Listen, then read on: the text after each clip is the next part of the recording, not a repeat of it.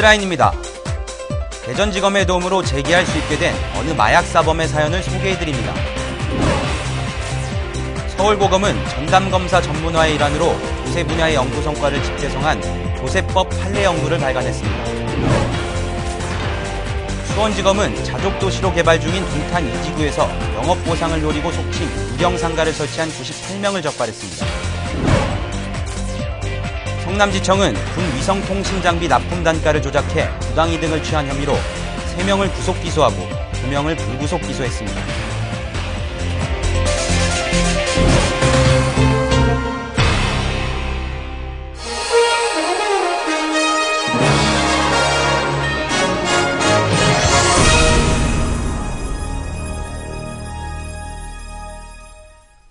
여러분 안녕하십니까? 검찰포커스 이원모입니다. 7전 8기라는 말이 있습니다. 끊임없는 실패와 고난에도 굽히지 않는다는 뜻입니다. 검찰의 도움으로 7전 8기를 넘어 9전 10기의 인생 역전을 꿈꾸는 어느 마약사범의 사연이 화제입니다. 박종선 기자입니다.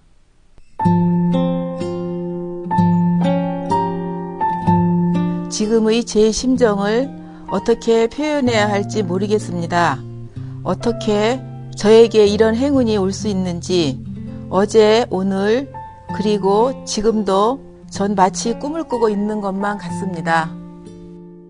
지난 3월 대전지검 특수부 윤성현 검사 앞으로 한 통의 편지가 날아들었습니다.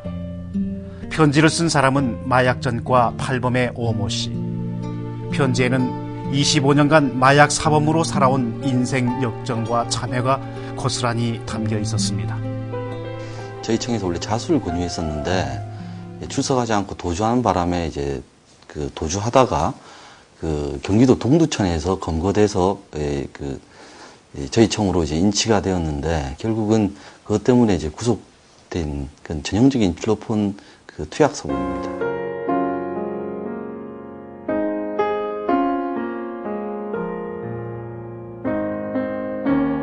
그러나 대전지검 마약수사팀은 간암으로 투병 중인 남편을 걱정하며 필로폰을 끊겠다고 결심한 오 씨에게 재활의 기회를 줘야 한다는 의견을 냈고 윤성현 검사는 치료 조건부 기소유예 처분을 내렸습니다. 한 번도 그러니까 초기부터 80년대 초기부터 지금 예리까지 한 번도 치료의 기회를 받은 적이 없습니다.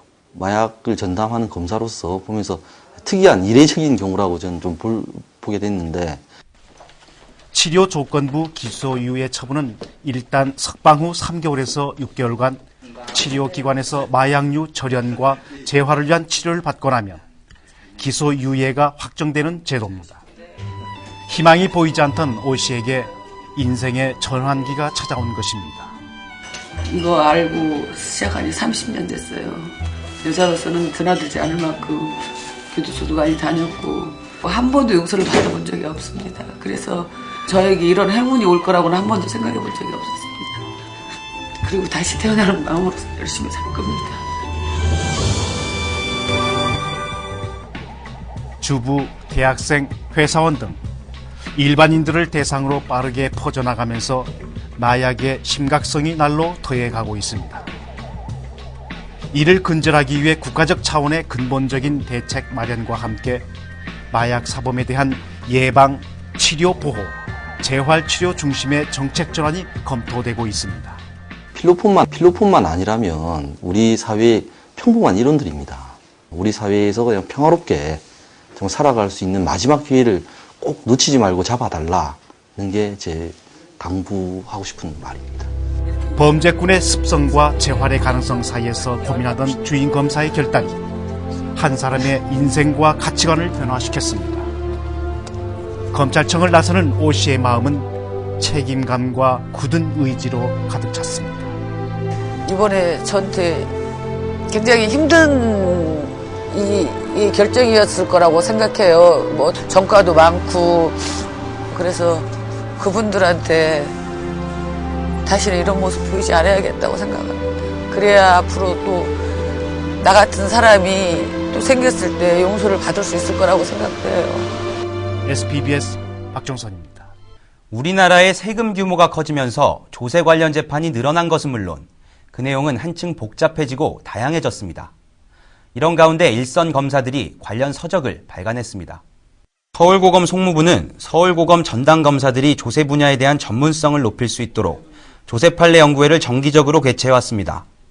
송무부장, 조세팀 담당 검사 및 조세팀 담당 법무관들을 주축으로 매주 세미나를 갖고 문제가 되는 쟁점들에 대해 토론, 연구 성과를 축적해 지난 3월 24일 조세법 판례 연구를 발간했습니다. 조세 판례 연구의 연구 성과를 집대성한 최초의 결과물로 소득세 편, 법인세 편, 부가가치세 편, 상속세, 증여세 편의 네 부분으로 이루어져 있으며 총 30여 편의 판례 평석이 수록되어 있습니다.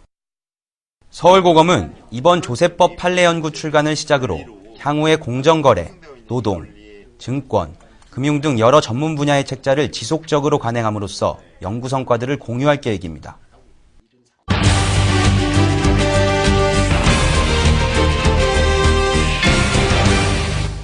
부동산 개발 소식에 거머리처럼 따라붙는 사람들이 있습니다.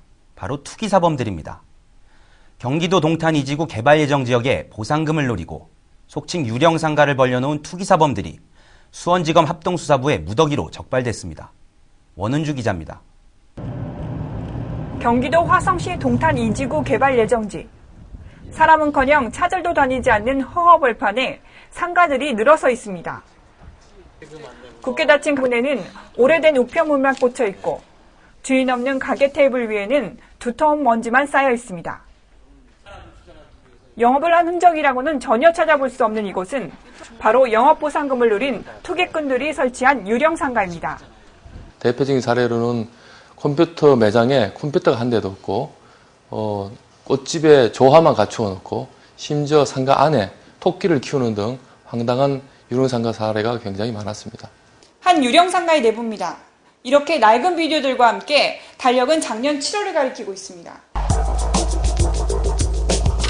원주민 수 400여 명에 불과한 이곳에 이렇게 급조된 유령 상가만 350개. 이들은 왜 이렇게 유령 상가까지 지어가며 보상을 노린 것일까? 생활대책 용지 공급권이라는 이름으로 속칭 상가 딱지가 나오는데 그 딱지가 광교나 판교 지역에서는 한 개당 4천만 원에서 1억 원까지 올라간 적도 있습니다. 그리고 통상적으로 영업을 못함으로 해서 받는 보상금은 3개월치 보상금으로 통상 한 1,000만 원 정도 되고요. 이번에 적발된 장모 씨 등 98명은 보상 기준 시점인 2007년부터 이곳 개발 예정 지역에 유령 상가를 급조했습니다. 보상을 위해 사업자 등록증의 발급일자나 영수증을 위조한 사례도 있었습니다. 더구나 이들은 이 문제가 불거지자 한술 더 떠 상가대책위원회를 만든 뒤 관계기관 등을 찾아다니며 집회를 벌이거나 난동을 피우며 보상금을 요구했습니다. 떼강도들아 도민상대 강도질이 웬 말이냐 이렇게 하면서 마치 영세상인이라는 것처럼 해서 다수기는 경기도시공사는 자폭하라 이런 현수막을 내걸고.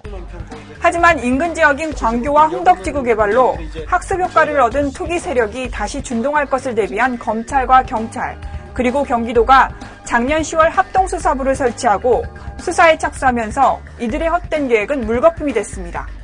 이번 수사로 수원지검은 총 98명을 입건해 비교적 죄질이 중한 7명을 구속 기소했습니다. 이번 기회에서는 수사 대상자가 많음에 착안해서 검찰, 경찰 그리고 우리 지자체 합동으로 수사부를 편성해서 이 역할을 분담해서 일을 진행함으로써 수사 효율을 극대화할 수 있는 검경 합동수사의 새로운 전형을 제시한 것인가 아닌가 하는 평가를 해봅니다. 한편 수원지검은 송치 사건 업무가 폭주하는 중에도 이례적으로 형사 일부 검사 모두를 투입하는 등 집중 수사를 펼쳤습니다. 그 결과 공익사업을 위한 토지 등의 취득 및 보상에 관한 법률상 미수범 처벌 규정을 처음으로 적용해 200억 원에 이를 뻔한 유령상가 보상금 지급을 미연에 방지하고 망국적인 부동산 투기에 대해 깊은 경종을 울렸습니다. SPBS 원은주입니다. 많은 예산이 투입되는 국방사업. 그런데 사업 과정 중 적지 않은 돈이 새나가고 있었습니다. 성남지청은 방위사업청의 군 위성통신 사업과 관련해 납품 단가를 조작하고 부당이득을 취한 혐의로 방위산업체 이사 등 3명을 구속 기소했습니다. 김명호 기자입니다. 위성을 통한 광역 지휘와 육해공군의 통합 통신 체계 구축을 목적으로 지난 2003년부터 시작된 군 위성 통신 사업. 이 중 해군의 세종대왕함과 독도함 등 구축함급 수상함에 설치하는 위성 통신 단말기와 통신 모뎀을 공급하는 사업은 1,250억 원 규모로 대그룹 계열의 방산업체인 A사가 납품업체로 선정돼 장비를 공급해왔습니다. 협력업체들이 각각의 이 주요 부품들을 납품을 하면 방산업체는 이것을 납품을 받아서 조립을 하고 또 성능 시험을 거쳐서 방위사업청에 납품하는 절차를 거치게 되었습니다. 이렇게 장비가 납품되면 방위사업청은 업체가 제출한 원가정산 서류를 근거로 대금을 지불하게 되는데 여기에 허점이 있었습니다. 이번에 구속된 A사의 전무이사인 조모 씨는 원가 정산 자료인 공수집계표를 허위로 조작해 부풀리는 수법으로 약 98억 원의 부당이득을 취했습니다. 공수집계표는 제품 생산에 필요한 작업 시간을 기록한 것으로 노무비와 재료비 등 납품 원가를 상정하는 기초자료가 됩니다. 생산 완료 보고서라든지 아니면 잔업 보고서 이런 구체적인 어떤 증빙 자료를 기초로 산정을 해보니까 이 집계표하고 너무나 차이가 나는 거예요. 나중에는 회사 측에서도 그런 점을 모두 인정을 하고 협력사인 B사와 C사도 위성통신 단말기 구성품을 납품하면서 부품 단가나 외주 가공비를 부풀리는 수법으로 각각 43억 원과 16억 원 상당의 부당이득을 취한 것으로 드러났습니다. 이렇게 3개 회사가 취한 부당이득금은 총 157억 원에 달합니다. 방위사업청은 이번 수사 결과를 바탕으로 이들이 취한 부당이득금을 환수할 예정입니다. 군에서 요구하는 기준에 따라서 실질적으로 보안을 유지하고 있습니다. 다만 각 업체에서 구체적으로 어떻게 제품을 생산하는지 그런 게 쉽게 알 수 없는 부분이 있고 그러다 보니까 업체들이 그러한 특성을 이용을 해서 이렇게 납품 단가를 부풀리는. 무엇보다 수사상 드러난 방위사업 원가정산 시스템의 구조적 문제점과 개선책에 대한 제도 마련이 시급한 것으로 보입니다. SPBS 김명호입니다.